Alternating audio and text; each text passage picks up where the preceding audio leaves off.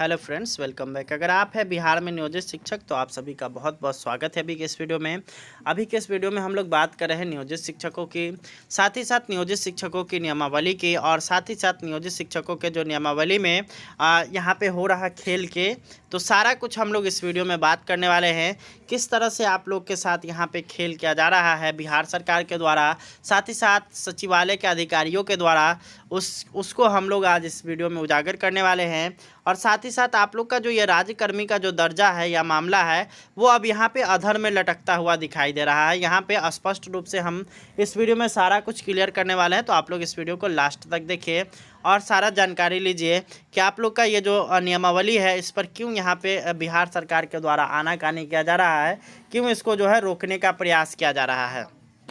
तो चलिए एक एक करके हम लोग सारा डिटेल्स में हम लोग जानकारी लेते हैं और समझते हैं। तो सबसे पहले कुछ दिनों पहले अक्टूबर माह में 11 तारीख को यहाँ पे एक नियमावली लाया गया था। नियमावली का प्रारूप था जिसका नाम था विशिष्ट शिक्षक नियमावली प्रारूप। तो उसको यहाँ पे लाया गया था। उसके बाद उसमें जो है कई सारे चीज़ें थी जिसके ऊपर यहाँ पे नियोजित शिक्षकों से और साथ ही साथ विभिन्न शिक्षक हितबद्ध लोगों से यह मांगा गया था कि अगर आप को इस पर किसी भी तरह के कोई भी आपत्ति है तो 1 सप्ताह के भीतर विभाग का ईमेल पर आप लोग को मेल करना था, और वो जो मेल आईडी था वो भी वहाँ पे दिया गया था। तो उस पर जो है लगभग 1 लाख से अधिक नियोजित शिक्षकों ने और साथ ही साथ अन्य शिक्षा से संबंधित लोगों ने उस पर जो है अपना मेल किया। उसके बाद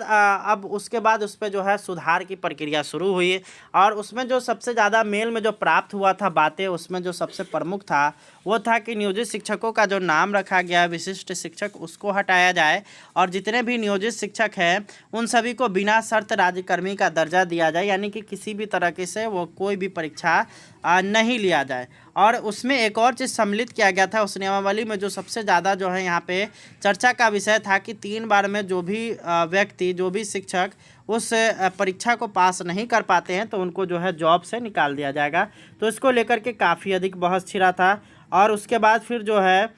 उस नियमावली में सुधार हुआ। जब सुधार की प्रक्रिया शुरू हुई तो उस समय जो है जितने भी नियोजित शिक्षक थे उनके जो है विचारों को यहाँ पे ध्यान में रखा गया। कुछ चीज़ें उसमें बदली, परंतु यहाँ पे बहुत सारी चीज़ें उसमें उसी के तरह रह गई, जिसमें यहाँ पे आप लोग को हम लोग इस वीडियो में डिटेल्स में बताने वाले हैं कौन कौन सी चीज़ें आप लोग का बदली है, और फिर जो है दोबारा फिर आप लोग का नियमावली क्यों रुका है। तो आइए एक एक करके हम लोग सारा डिटेल्स में जानते हैं। तो सबसे पहले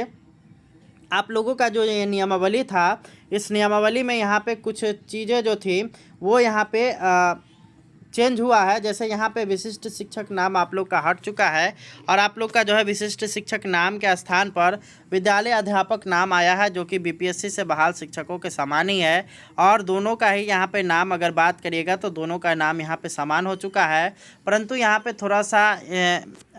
विशिष्ट शिक्षक नियमावली में जो यहाँ पे चेंज किया गया है, और अब जो है विद्यालय अध्यापक तो कर दिया गया है, परंतु उसमें ब्रैकेट में लिख दिया गया है समायोजित पद। तो ये आप लोगों के लिए काफ़ी महत्वपूर्ण हो गया। उसके बाद फिर दूसरा जो चीज़ यहाँ पे आप लोगों के लिए आया था वो था एग्ज़ाम को लेकर के भी नियोजित शिक्षकों में काफ़ी अधिक संशय था। उसको यहाँ पे अब जो है उसमें बातें जो की गई थी पिछले नियमावली में कि 3 बार में आप लोग को परीक्षा को पास कर लेना है, परंतु जो है विशिष्ट शिक्षक नियमावली में जो ये जो बातें थी इसको जो है यहाँ पे चेंज किया गया, और अब जो है यहाँ पे बातें आ रही हैं कि जो परीक्षा होगा वो ऐच्छिक होगा, यानी कि आप अगर राज्यकर्मी बनना चाहते हैं तो आप लोग इस परीक्षा को दीजिए, और अगर आप लोग राज्यकर्मी नहीं बनना चाहते हैं, नियोजित ही रहना चाहते हैं, तो आप लोग इस परीक्षा को छोड़ दीजिए। तो इसको लेकर के यहाँ पे नियोजित शिक्षकों में काफ़ी उत्साह था, और नियोजित शिक्षक के द्वारा जो है यहाँ पे परीक्षा की भी तैयारी शुरू कर दी गई थी। और यहाँ पे मामला पहुँचा था 22 नवंबर को। 22 नवंबर को यहाँ पे कहा जा रहा था कि ये जो है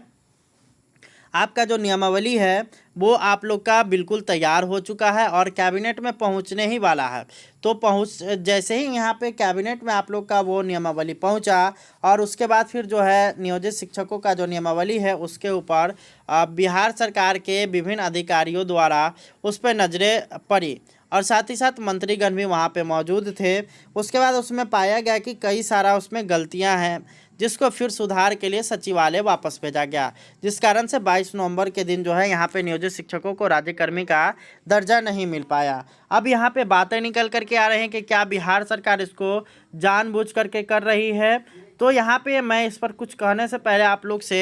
2-3 चीज़ें शेयर करना चाहूँगा। सबसे पहले आप लोग को बता देते हैं कि आप लोग को पता ही है कि बिहार में अगले साल जो पूरे देश में जो है यहाँ पे चुनाव होना है, और उस चुनाव को मद्देनज़र रखते हुए माननीय मुख्यमंत्री जी इस फिराक में है कि यहाँ पे इस चुनाव के माहौल को भुनाया जाए और उसके बाद जो है नियोजित शिक्षकों को राज्यकर्मी का दर्जा दिया जाए, ताकि उनको याद रहे कि यहाँ पे नियोजित शिक्षकों को बिहार सरकार के द्वारा तोहफ़ा दिया गया है और उस तोहफ़ा का जो है वो ऋणी रहें। और इसको लेकर के वो जो है यहाँ पे इसको थोड़ा सा टाल मटोल कर रहे हैं, क्योंकि अगर आप लोग बात करिएगा माननीय मुख्यमंत्री जी की, तो माननीय मुख्यमंत्री जी ने 15 तारीख को ही बताया था कि नियोजित शिक्षकों को राज्यकर्मी बनाया जाएगा जैसे ही प्रथम चरण की बीपीएससी की बहाली समाप्त हो जाएगी। परंतु बीपीएससी की जो बहाली 21 नवंबर को ही समाप्त हो गई, उसके बाद भी यहाँ पे नियोजित शिक्षकों के नियमावली पर कोई भी चर्चा नहीं है। इसका एकमात्र कारण यही बताया जा रहा है कि चुनाव को लेकर के सरकार चाह रही है कि इसको थोड़ा लंबा खींचा जाए और लंबा खींच करके इसको जनवरी फरवरी में ले जाया जाए, ताकि यहाँ पे नियोजित शिक्षकों का जो ये नियमावली है उसको उस टाइम दे और उसके बाद उसको चुनावी मुद्दा बना ले, ताकि उनको फ़ायदा हो सके। और अगर बात करिएगा कि जब तक नियोजित शिक्षक बिहार सरकार की सहायता नहीं करेंगे तब तक जो है उनको सरकार बना लेना यहाँ पे काफ़ी मुश्किल होगा, क्योंकि नियोजित शिक्षकों की संख्या लगभग 3.25 लाख है। और 3.25 लाख अगर नियोजित शिक्षकों की अगर बात करिएगा, उनके आश्रित वगैरह उनके परिवार को मिला लीजिएगा, तो लगभग जो है यहाँ पे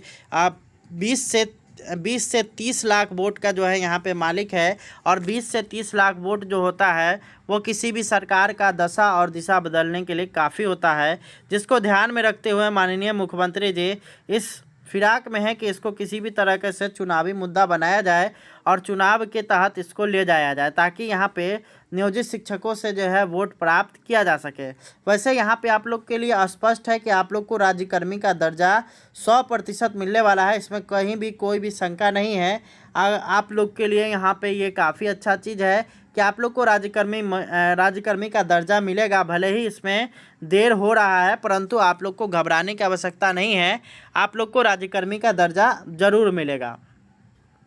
तो अब यहाँ पे आप लोग को जो राज्यकर्मी का दर्जा मिलेगा वो आप लोग को ऐसे ही नहीं मिल जाएगा, आप लोग को परीक्षा देनी होगी। और परीक्षा की तैयारी हमारा चैनल लगातार करा रहा है आप लोग को। और आप लोगों ने अभी तक अगर हमारा सक्षमता परीक्षा से रिलेटेड वीडियोस नहीं देखा है तो आप लोग इसी चैनल पेज पे जा कर के आप लोग देख सकते हैं और सारा का सारा चीज़ वहाँ से पढ़ सकते हैं, जो कि आप लोग को यहाँ पे क्लास वाइज और चैप्टर वाइज प्रदान किया जा रहा है। और ये जो आप लोग के लिए बताया जा रहा है वो सभी के सभी सक्षमता परीक्षा से रिलेटेड बताया जा रहा है, क्योंकि माननीय मुख्यमंत्री जी के द्वारा इशारा दे दिया गया है कि परीक्षा जो होगा वो काफ़ी जो है मामूली या हल्का होने वाला है। तो उसी के आधार पर आप लोग की तैयारी भी कराई जा रही है। और आप लोग को अगर उसका PDF वगैरह लेना है तो आप लोग को इस वीडियो का डिस्क्रिप्शन बॉक्स चेक करना होगा, और जहां पे आप लोग को WhatsApp नंबर और गूगल पे या फ़ोन पे नंबर आप लोग को देखने को मिल जाएगा। और उसी नंबर पे आप लोग को गूगल पे या फ़ोन पे करना है। उसके बाद फिर आप लोग जो है उसी नंबर पे जो है WhatsApp करके स्क्रीनशॉट भेज देना है। तब जा कर के मैं आप लोगों को वो सारा PDF प्रदान कर दूंगा, जितना भी PDF गुजर चुका है, और साथ ही साथ आने वाला PDF आप लोग को मिलता रहेगा। उम्मीद करते हैं वीडियो पसंद आया होगा। इस वीडियो को शेयर करिए। धन्यवाद। Thanks for watching.